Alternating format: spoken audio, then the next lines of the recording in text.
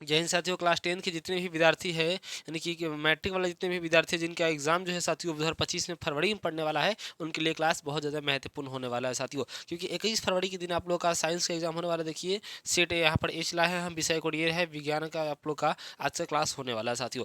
तो देखिए आज की क्लास में जो है बहुत इंपॉर्टेंट क्लास होने वाला है। क्योंकि साथियों 21 फरवरी के दिन कैसे कैसे क्वेश्चन आपको आएंगे हो बहू, उसके लिए मेरा इस क्लास को लाया है, ठीक है ना। तो आज की क्लास में हम लोग ऑब्जेक्टिव नहीं बल्कि सब्जेक्टिव क्वेश्चन को करने वाले हैं, जो 21 फरवरी के दिन सीधे एग्जाम हमने आपको देखने को मिलेंगे। कुछ ऐसे प्रश्नों को मैंने लाया है जो कि बहुत बार नहीं बल्कि बार बार प्रश्न आते रहते हैं एग्जाम हॉल में, ठीक है ना। तो चलिए क्लास को स्टार्ट करते हैं। और चैनल पे पहली बार आया है तो चैनल को सब्सक्राइब अवश्य ही कर लीजिएगा साथियों, और दोस्तों के पास शेयर अवश्य ही कर दीजिएगा। इसका पीडीएफ चाहिए तो डिस्क्रिप्शन बॉक्स में आप जो है जल्दी से व्हाट्सअप ग्रुप का लिंक मिल जाएगा, वहाँ पर जाकर ऐड हो जाइए। वहाँ पर पीडीएफ आपको मिल जाएगा, या आपको फ्री में पीडीएफ चाहिए तो वहाँ मिल जाएगा, या पेड पीडीएफ चाहिए तो वहाँ भी मिल जाएगा, ठीक है। तो स्टार्ट करते हैं क्लास को। चलिए सबसे पहला देखिए हम लोग जो है प्रकाश के प्रवर्तन से ऐसे कौन कौन से क्वेश्चन है जो कभी छूटता ही नहीं है, मतलब बार बार ही आता है क्वेश्चन, ठीक है। जैसे सबसे पहला ही क्वेश्चन है कि प्रकाश का अपवर्तन क्या है। देखिए ये प्रश्न कितनी बार पूछा आप देख पा रहे हैं। देखिए सभी के सभी इतना इंपॉर्टेंट प्रश्न है कि जो है बहुत बार ये प्रश्न पूछा हुआ है, ठीक है ना। और इस बार भी हो सकता है कि ये प्रश्न हूबहू ऐसा ही आए, ठीक है ना।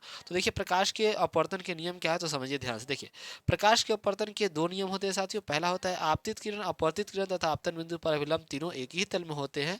और नियम नंबर दूसरा होता है कि जब एक ही रंग के प्रकाश की किरण किन्हीं दो माध्यमों में सीमा तल पर तिरछी आपतित होती है तो आपतन कोण की जाया साइन तथा अपवर्तन कोण की जाया आर साइन का अनुपात जो है एक नियतांक होता है साथियों। क्या होता है, एक नियतांक होता है। इस नियतांक को दूसरे माध्यम में पहले माध्यम के सापेक्ष अपवर्तनांक जो है क्या होता है, अपवर्तनांक कहते हैं। इसे जो है N2 से प्रदर्शित करते हैं। इस नियम को स्नेल का नियम ही साथियों कहा जाता है, ठीक है ना। ये तो रहा किताबी भाषा साथियों। इस सबका आपको अगर नोट्स चाहिए ना साथियों तो डिस्क्रिप्शन बॉक्स में आपको लिंक मिल जाएगा। वहाँ मैंने मात्र एक पेज में आपको जो है पूरा साइंस को कवर कर दिया है। मात्र एक पेज, जैसे आप प्रिंट करवाइएगा ना तो एक पेज में पूरा साइंस का इंपॉर्टेंट क्वेश्चन मैंने लाया है। उसको खरीदने के लिए मात्र आप जो है हमको मात्र और मात्र 30 रुपये दीजिएगा तो हम आपको प्रोवाइड करा देंगे साथियों, ठीक है ना। तो डिस्क्रिप्शन में जुड़िए व्हाट्सएप ग्रुप पे, व्हाट्सएप पे हमको मैसेज कीजिए। मात्र एक पेज में सभी क्वेश्चन को मैंने लीड कर दिया है, गेस कर दिया कि कौन कौन से प्रश्न इस बार आने वाले हैं, ठीक है ना।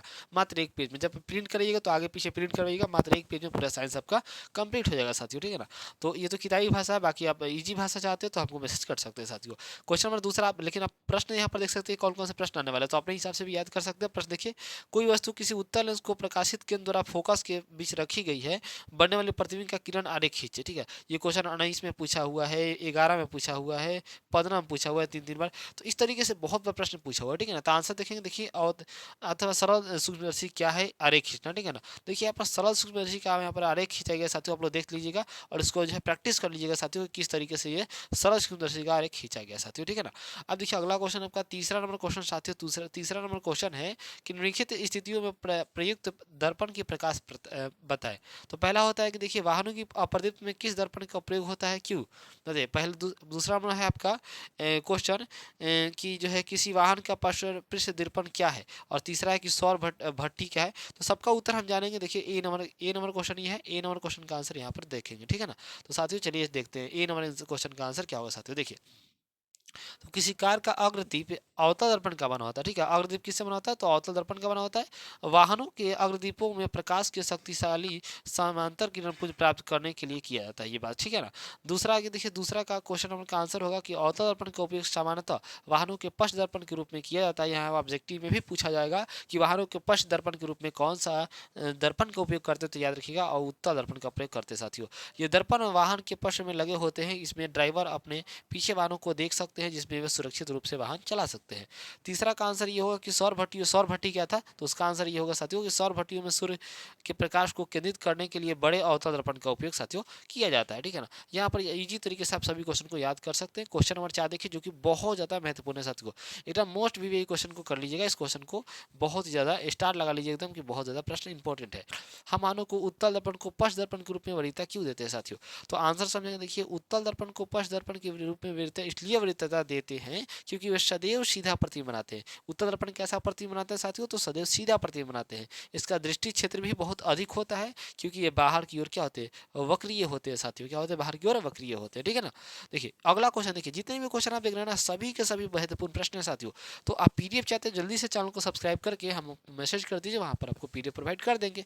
ठीक है, प्रश्न देखिए कि अपर्तनांक को परिभाषित कर हीरे का अपर्तनांक 2.42 है, इस कथन का क्या अभिप्राय है साथियों? तो आंसर देखिए, किसी माध्यम का अपर्तनांक निर्वात में प्रकाश की चाल सी और उस माध्यम में प्रकाश की चाल भी के अनुपात को अपर्तनांक या हीरे का अपर्तनांक कहते हैं। चार जो है, सुनिए ध्यान से, अपर्तनांक हीरे में प्रकाश की चाल निर्वात में जो होती है 1/242 गुनी इसका क्रांति गुण साइन सी बराबर 1/242 होता है। ठीक है ना? जो है प्राप्त छोटा होता है, अतः इसकी सतह पूर्ण आंतरिक परिवर्तन के लिए ज़्यादा उचित होता है। ठीक है ना? देखिए जो चैनल को सब्सक्राइब कर लेगा और जो मैसेज करेगा हमको उसको फ्री में पीडीएफ दे देंगे। ठीक है, आप खुश होना। चलो, तो फ्री में पीडीएफ चाहिए तो चैनल को सब्सक्राइब करो और मैसेज करो, फ्री में पीडीएफ आपको दे देंगे। ठीक है, 1 भी रुपया नहीं लेंगे। ठीक, चलो। उत्तल दर्पण को प्रधान अक्ष पर रखे बिंब की प्रतिबिंब के लिए एक किरण आरेख खींचे और प्रतिबिंब की प्रकृति आकार साइज को स्थापित करें। तो देखिए आंसर समझते हैं कि उत्तल दर्पण प्रतिबिंब बनाने के दो स्थिति को दर्शाया गया है। जब वस्तु आनंद पर होती है तो उसका प्रतिबिंब दर्पण के फोकस पर बनता है। यह प्रतिबिंब आभासी तथा छोटा होता है। ठीक है ना? यही अगर हम बात करें कि जब प्रतिबिंब समानुपाती दर्पण के ध्रुव के बीच रहता है तो प्रतिबिंब दर्पण के पीछे आभासी छोटा बनता है साथियों। देखिए जैसे दर्पण यहाँ पर बना हुआ है। ठीक है ना? यहाँ पर देखिए इस चित्र को आप बड़े ध्यान से देखिए, आप लोग इसको प्रैक्टिस कर लीजिएगा। ठीक है ना? और यहाँ पर कुछ चीज़ें हैं उसको लिख भी लेना है साथियों इसको। ठीक है ना? कि कौन किस बिंदु पर क्या चीज़ है। ठीक है, चलिए वीडियो को पॉज करके आप लोग देख लीजिएगा। क्वेश्चन देखिए बहुत ही महत्वपूर्ण है कि प्रकाश के प्रवर्तन के नियमों को लिखे।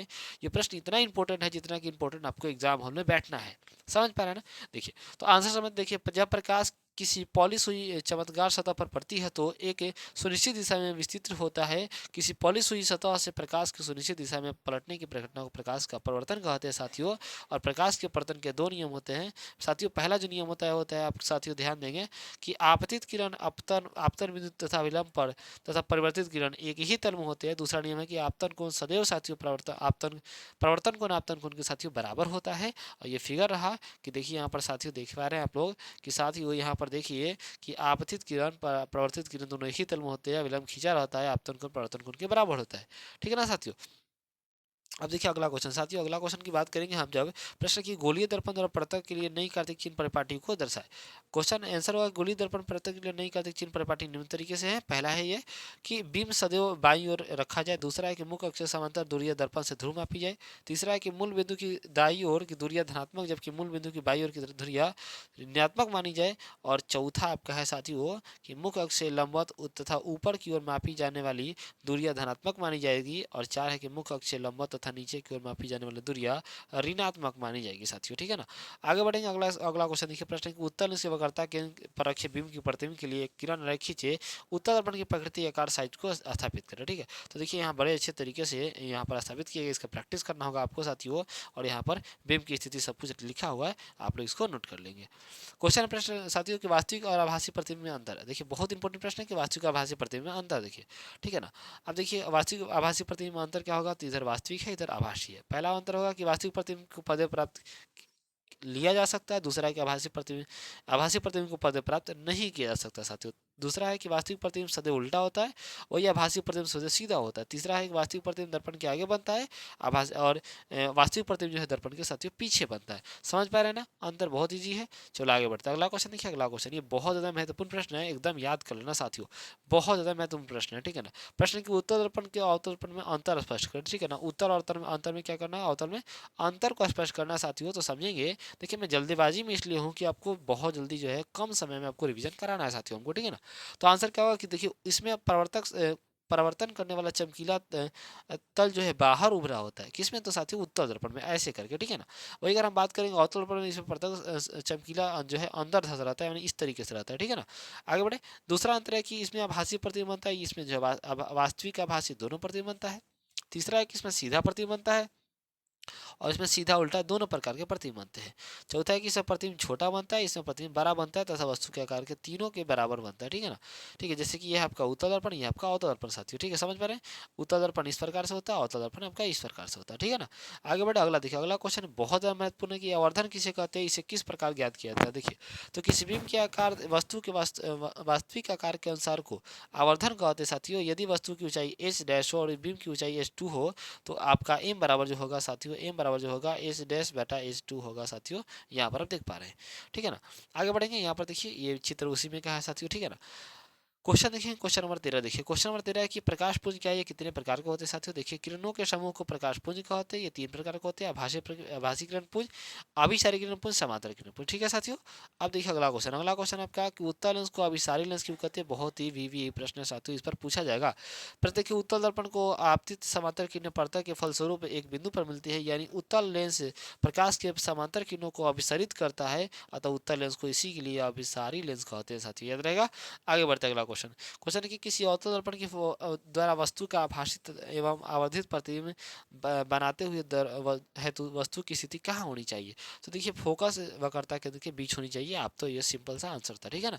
क्वेश्चन है कि पार्श्विक विस्थापन से क्या संबंध। देखिए, कांच की आयताकार सिली से प्रकाश का अपवर्तन आपतित किरण, ठीक है, और निर्गत किरण के बीच लंबवत दूरी को पार्श्व विस्थापन किरण कहते हैं साथियों, याद रहेगा।